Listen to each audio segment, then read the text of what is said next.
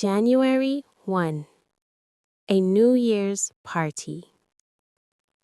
Just because it was the first day of the year, commenced Daddy, and because parties were about the nicest things in the world to the mind of a little girl named Ella, her mother decided to give her one. It certainly does seem like the first of the year or the first of something, said Ella. It's a new day, a new year, and we have new toys and new games. We're even going to have supper out of new dishes. For among the presents Santa Claus had brought to Ella was a fine set of dishes.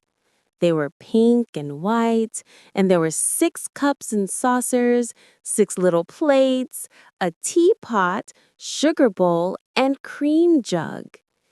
It was really a very complete set. They had thin bread and butter, hot chocolate with whipped cream, and a cake which Ella's mother called a New Year's cake. It was pink and white on the top, with pink sugar trimmings on the white frosting.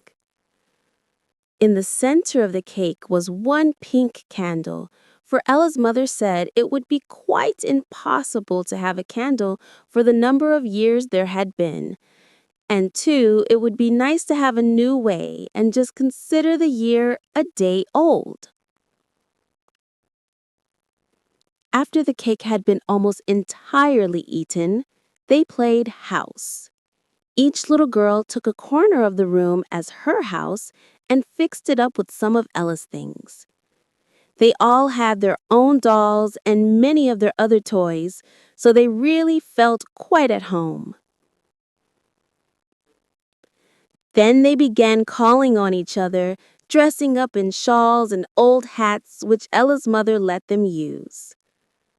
After a while, they heard a flutter, flutter against the window pane, and then another little flapping sound. "It's a little bird," said Ella as she looked out the window. "It's right on the sill, and I am dreadfully afraid it has hurt its wings. Poor little dear." They opened the window, and Ella took the little bird in her hands. Oh, how cold the little bird's feathers were!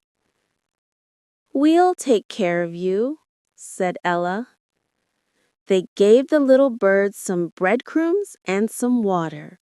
Then he had a delicious piece of lettuce from the seeds which Ella had started in a box in her room. Pretty soon the bird began to grow much better and hopped and chirped about the room, and then they let him out, for he had simply been very hungry. "We'll put some suets in that tree over there," said Ella.